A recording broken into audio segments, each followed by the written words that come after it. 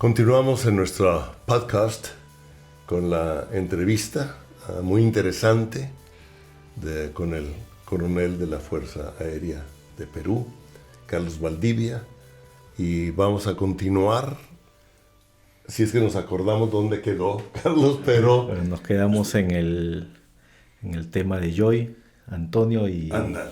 Sí, ¿no? Sí, a ver, platícanos un poco Estábamos tocando más. el tema de estos niños que fueron prácticamente adoptados dentro del destacamento nuestro, ¿no? Sí. Y conversábamos acerca de las funciones que cumplíamos nosotros como Fuerza Aérea, no solamente para el control del narcotráfico en esa zona, sino también llevando un poco de apoyo a la comunidad como parte de nuestras funciones de apoyo al desarrollo socioeconómico del país, ¿no? Apoyo socioeconómico, me Así gusta es. esa. Nosotros teníamos actividades con los habitantes de la zona. Entonces, gente, como te decía, que era muy alejada de la capital, muy alejada de todos el apoyo que hay de la civilización. Nosotros llevábamos médicos y medicinas para atender a las necesidades médicas de salud de esas poblaciones. Y también hacíamos actividades para los niños. Nosotros teníamos el Club de los Aguiluchos, le llamamos, ¿no? El Club de los Aguiluchos. Y estos aguiluchos eran los niños, los hijos de los pobladores. Es tiempo de las águilas. Sí, como dice tu libro, tiempo de las águilas. Sí. Bueno, estos aguiluchos eran los niños, y nosotros los domingos teníamos actividades con ellos, ¿no? Se organizaban eventos deportivos, se les repartían algunos alimentos y útiles escolares también, ¿no? Útiles escolares y de repente... Educación. Sí, educación, camisetas, zapatillas para que practiquen sus deportes. Entonces, eso lo realizamos todos los fines de semana en estos destacamentos. Muy interesante. Esto me habla definitivamente de una necesidad de la iglesia. O sea, estar interesados en los menos afortunados. Los más necesitados. Los más necesitados. Y prestar ayuda socioeconómica y de restauración de identidad para formar aguiluchos. Sí, ¿verdad? Sí. Me gustó formar aguiluchos, o sea, formar niños que vuelen como las águilas, que tengan una identidad, que sean honrados. Claro, apoyarlos sobre todo en esa edad temprana en los que son más vulnerables y necesitan más apoyo, ¿no? En la edad que son más vulnerables. Claro. Sí. ¿Con esto les daban a ustedes cierta identidad también, o se sentían ellos honrados? Sí, nosotros teníamos mucho apoyo de la población. O sea, yo recuerdo que justo el destacamento en el que yo asistí, en el que me tocó ir a este poblado, es un poblado que se llamaba Uchiza. Y nuestro destacamento era el último. O sea, ya estaban desactivando ese destacamento y los pobladores no querían que nos vayamos. O sea, ellos les tomaron cariño, sí, vieron la ayuda. Sí. Y creo que nosotros debemos hacer algo similar, de no abandonar a aquellos que en un momento dado los estamos ayudando. Claro, como te decía, es gente que sobre todo en esas edades tempranas están muy vulnerables a ser captados por otras fuerzas negativas. En nuestro caso, por ejemplo, estamos combatiendo el narcotráfico y el terrorismo en esa zona. Entonces, si no tienen esa influencia nuestra, ellos fácilmente pueden ser captados, en este caso, por los terroristas o por los narcotraficantes, ¿no? Desde su infancia. Sí. ¿Qué es lo que hacen? Exactamente. ¿Qué es lo que hacen? Sí. Captar a los niños, a los adolescentes, y los usan para el mal, ¿verdad? Así es. Las víctimas, y narcotráfico y terrorismo están unidos. Sí, allá en el Perú eso tuvo mucha fuerza en los años 80. Ahora todavía hay algunos remanentes, pero han perdido ya o sea, hemos ido ganándole mucho terreno, ¿no? Los terroristas necesitan mucho apoyo económico, que es el que le da el narcotráfico. Y el narcotráfico necesita mucho apoyo, mucho respaldo de las armas, mucha protección que le da el terrorismo. Entonces tenías ahí una asociación entre los terroristas y los narcotraficantes. Y yo creo que sigue definitivamente en muchos países, o en muchas áreas. Sí, allá en el Perú todavía se continúa eso, o sea, no se ha terminado. Felizmente ya no está en la capital como estuvo en los años 80. Antes el terrorismo llegó a la capital, ¿no? Y llegaron por ejemplo, dinamitaron un edificio en una de las zonas más privilegiadas de Lima. Habían muchos asesinatos de autoridades, constantemente se perdía el fluido eléctrico en la ciudad porque los terroristas volaban las torres de alta tensión, entonces ya estaban en la ciudad. Sí. Eso felizmente con el tiempo se le fue ganando y ahorita están focalizados en una zona de un valle. Es una zona bastante extensa, pero es una zona de selva que es difícil de combatir porque el terrorista está mimetizado con la población, o sea, no es... Mimetizado con la población. O sea, no es alguien que está combatiendo con un uniforme en el que tú ves y dices, este es terrorista, no. O sea, tú entras a una población y no sabes quién es terrorista y quién no. Sí. No sabes quién es narcotraficante y quién no. Pero ellos sí saben quién es el militar porque nosotros estamos uniformados. Entonces es difícil combatirlos, ¿no? Sí, es muy importante lo que dices.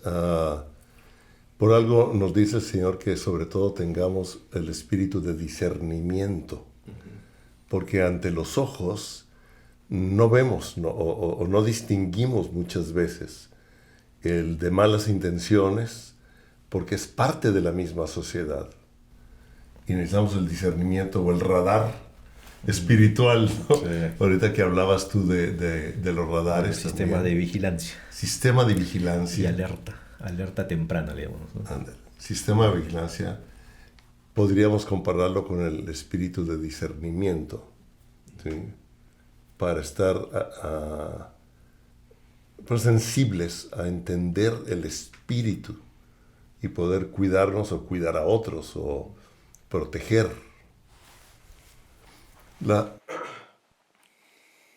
Lo que tú hablabas de un apoyo socioeconómico es algo que también creo que la iglesia debe hacer como ejército, es apoyar a desarrollar la sociedad y la economía de las regiones más aisladas, enseñándoles, educándolos y enseñándoles a desarrollar su propia economía.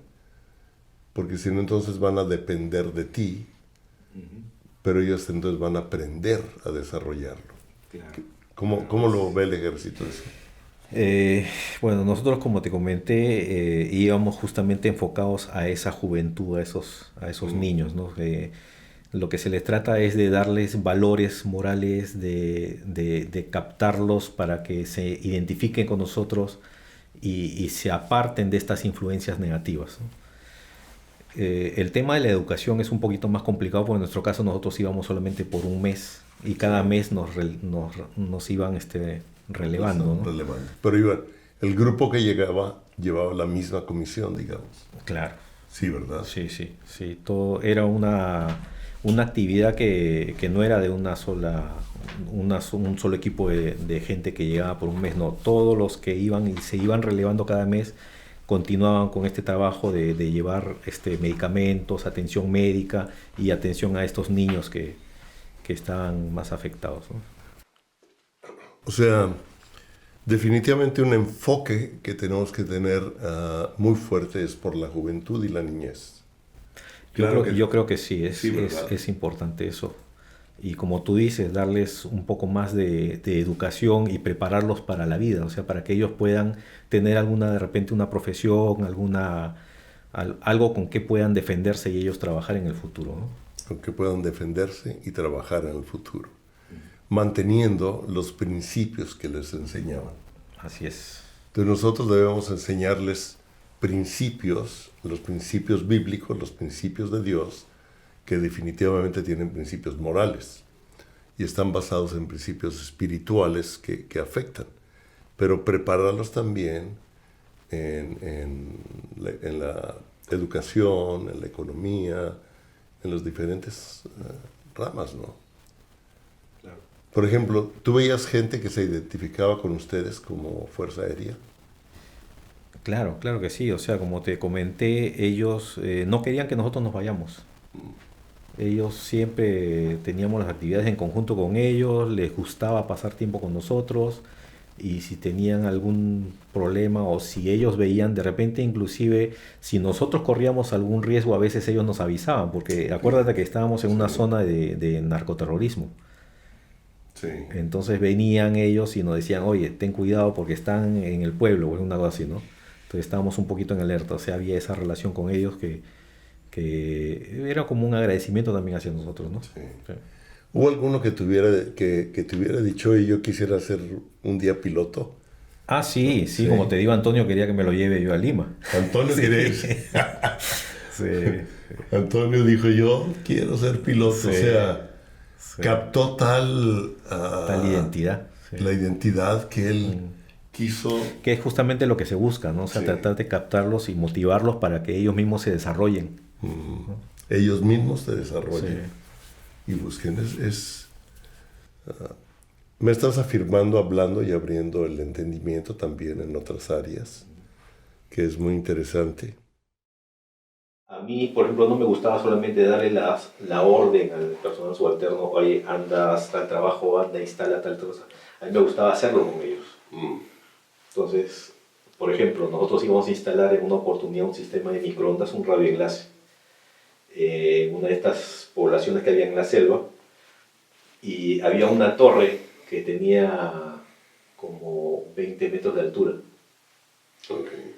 Y había que instalar la antena de microondas allá arriba. 20 metros de altura. Sí. Entonces vino un ingeniero y le dijo a un chiquillo de estos de la tropa, ¿no? Sí. Un avionero le llamamos nosotros. Le dijo, oye, súbete ahí a la torre y desde ahí fíjate si tienes línea de vista con el otro lugar donde se va a instalar la otra antena, ¿no? Entonces yo me lo quedé mirando y le digo, oye, ¿cómo lo mandas a él? No sabe, pero no sabe nada. O sea, él es un chiquillo que entraba a hacer su servicio militar. O sea, deja, yo lo voy a hacer. Y yo me subí a la torre. En esa época yo era mayor. A partir de mayor, comandante coronel, ya es considerado como un rango de oficial jefe. Okay. O sea, alférez, teniente, capitán son oficiales subalternos. Son oficiales, tienen mando, tienen personal a su cargo, todo, pero de mayor para arriba ya son más jefes. Okay. Pero aún así yo me subí a la torre y me comencé a hacer el trabajo desde allá arriba. Y había un coronel en situación de retiro que iba como asesor y me quedó mirando y se quedó sorprendido y me comenzó a tomar fotografías. Pues no veían a un oficial que haga ese trabajo, ¿no? Sí. Pero, o sea, a mí me ha gustado siempre hacer el trabajo así. O sea, no solamente darle la orden al personal que lo haga, sino también hacerlo con ellos. Con ellos. Sí. Ser Entonces, parte. sí. O sea, con eso tú le estás demostrando al personal que tú también lo sabes hacer. O sea, que no le das la orden por decir. Y ellos te trabajan más a gusto contigo también. Esto es una enseñanza de liderazgo. Sí. Tú me dijiste que en el ejército se habla mucho de liderazgo. En la iglesia está hablando mucho de liderazgo y me dijiste aquí que lo vamos a poner como una frase tuya o del ejército de Perú. Dijiste, la espada como símbolo de mando militar. Y dices, un líder es aquel que conoce el camino, recorre el camino y muestra el camino. Sí, ese es uno de los artículos que encontré buscando un poco de información, no es mía, pero me pareció muy interesante, por eso te la traje, ¿no? Pero, como te digo, en general, dentro de lo que es la formación militar, en general en todas las Fuerzas Armadas, ya sea Ejército, Fuerza Aérea, Marina, Policía también, se habla mucho esto del tema del liderazgo, ¿no? Y yo creo que no solamente debe ser cosa de las Fuerzas Armadas, toda institución debe siempre en toda institución que tiene una organización y tienes jefes y tienes niveles y una jerarquía, debe existir este tema de liderazgo. Y siempre se habla en el ámbito empresarial también lo que es el liderazgo, ¿no? Es muy importante. Sí, es muy importante. Y a mí lo que me gusta de esta descripción o de esta definición de líder es aquel que conoce el camino, recorre el camino y muestra el camino. Así es, por eso te digo que a mí no me gustaba solamente dar la orden, sino mostrarle y hacerlo con ellos, porque le estás mostrando el camino, lo estás haciendo con ellos. Muestra. Así es. O sea, hazlo. Claro, entonces yo cuando iba a trabajar con ellos, ellos sabían de que yo tenía conocimiento de lo que les estaba diciendo que hagan. O sea, no solamente les decía porque tienen que hacer esto y ya. No, yo lo sé, yo lo puedo hacer con ustedes. Entonces ellos saben que yo les estoy diciendo algo que sé. Es clave. Sí.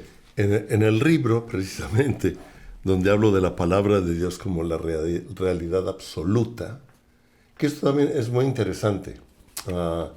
Cuando estábamos hablando de la espada y de la Biblia y tú me platicabas cosas del ejército y yo te comencé a platicar cosas de Cristo para las naciones y de la vida de Gordon Lindsay, me dijiste algo. Gordon Lindsay era un soldado del espíritu. ¿Sí recuerdas? Sí, sí. Claro. Sí. Entonces, yo escribí algo conforme a lo que tú me dijiste. Y puse, un soldado se entrena con ejercicios, técnicas, tácticas y armamentos con el fin de prepararse para actuar en los momentos de enfrentamiento. Un soldado del espíritu necesita entrenar su corazón en confiar en la palabra de Dios como la verdad absoluta y así enfrentar las decisiones de cada día. Tú me abriste el panorama de un soldado.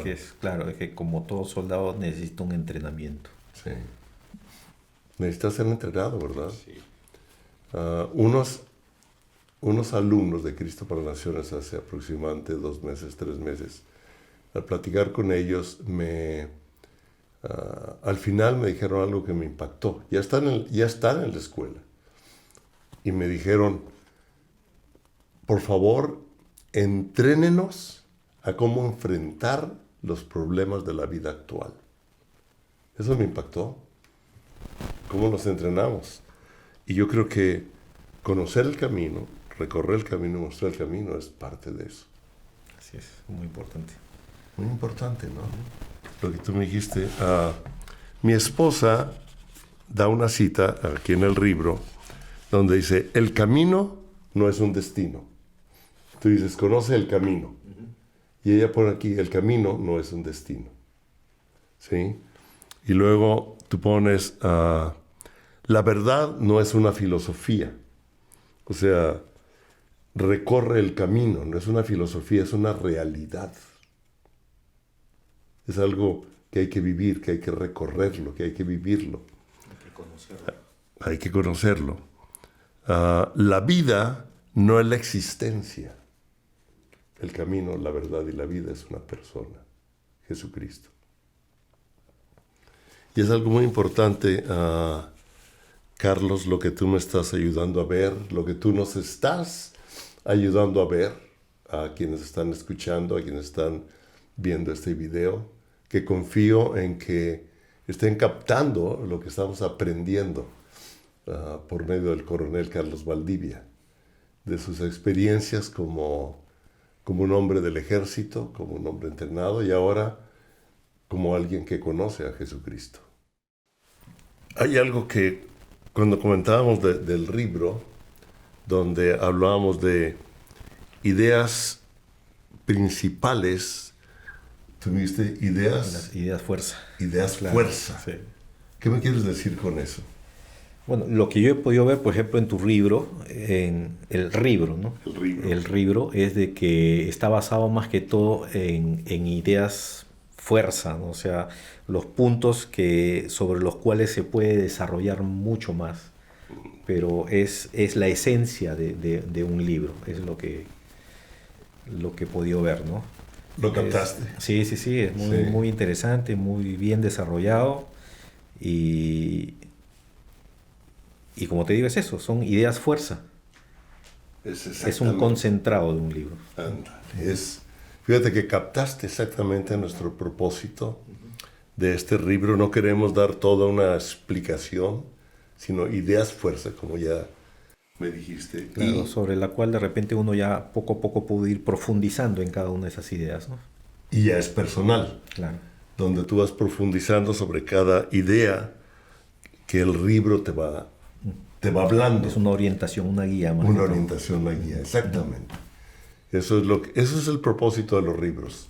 Ya. Dar ideas fuerza. Lo voy a empezar a usar. ¿Se vale? Claro. Ideas fuerza. Ok. Porque voy a comenzar a usar esas frases que estoy aprendiendo contigo, idea fuerza, que es el propósito de esto.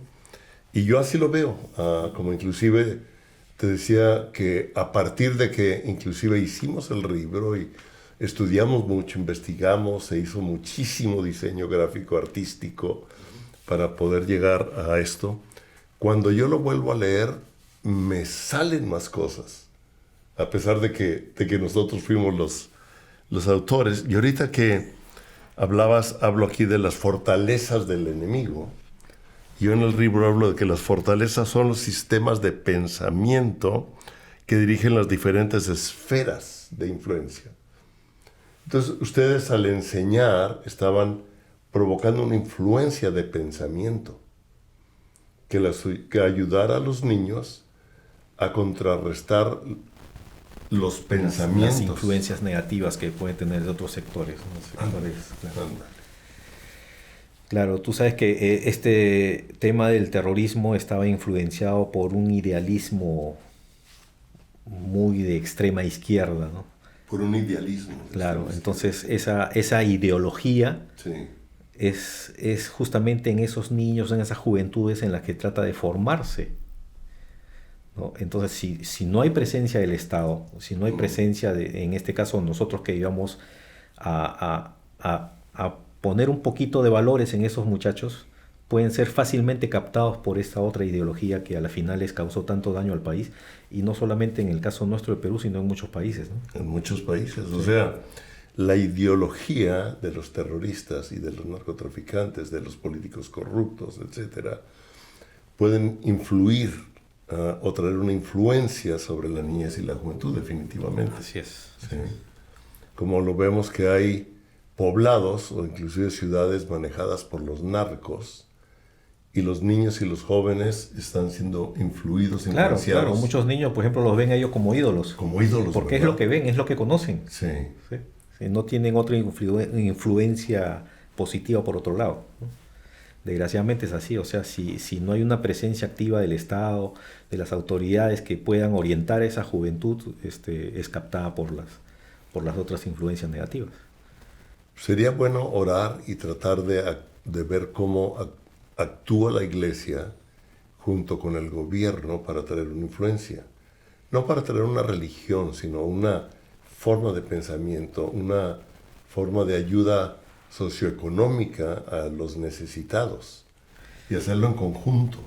Claro, lo que pasa es que estos temas los vemos, por ejemplo, no en todos los países, ¿no? O sea, hay países más desarrollados en los que no se sufre tanto esta problemática, ¿no?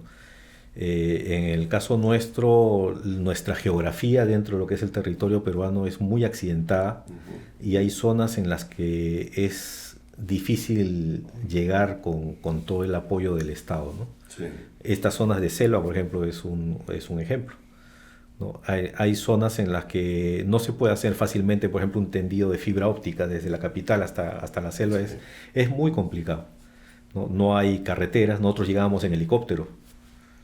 Nos llevaban en avión hasta cierta zona y de ahí nos llevaban en helicóptero hasta esos sitios, ¿no? Hay mini pistas, pero son las mini pistas que en esa época utilizaban los narcotraficantes.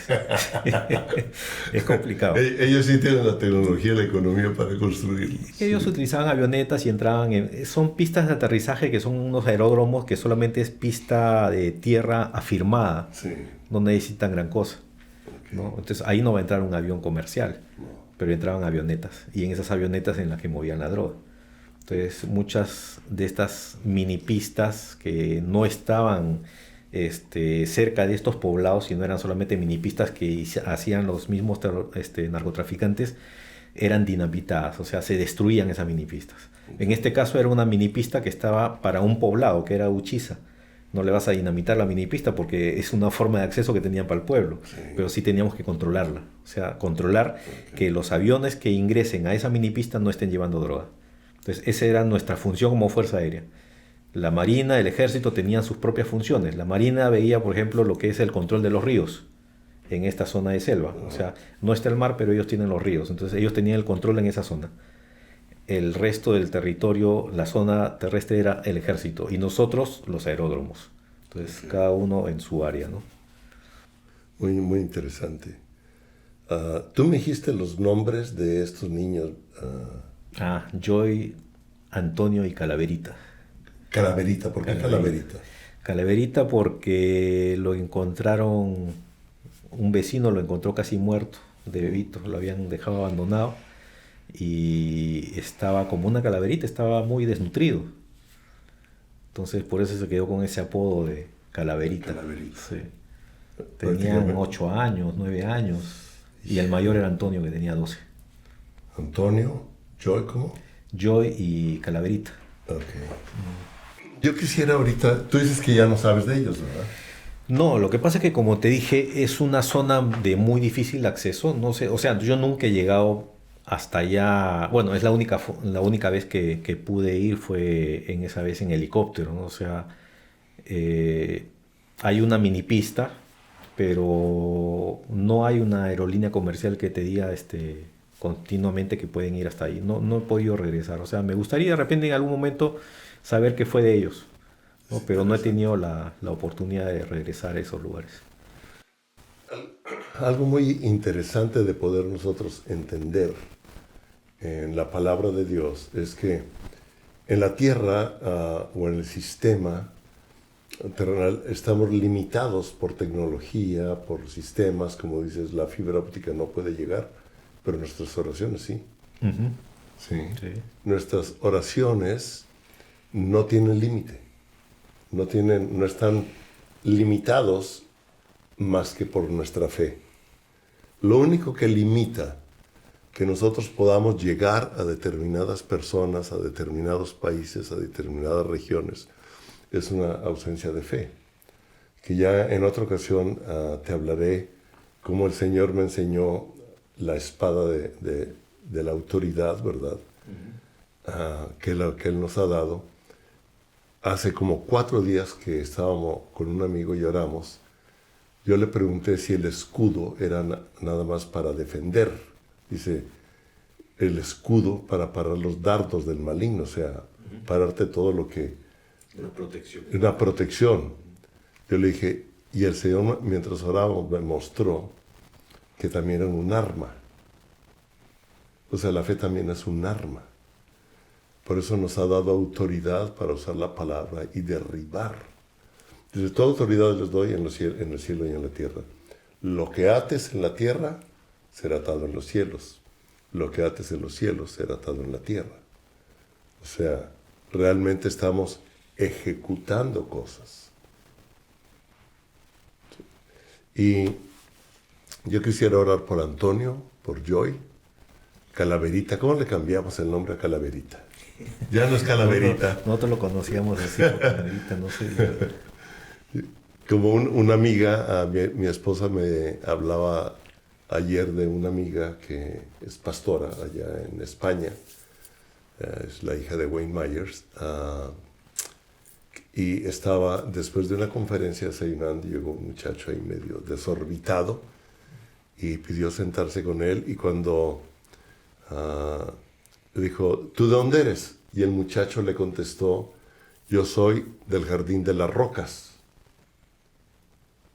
Y ella le dijo, permíteme tus manos, le dijo el muchacho, ¿no? El joven. Le dijo, yo soy del Jardín de la Vida. Le cambió todo.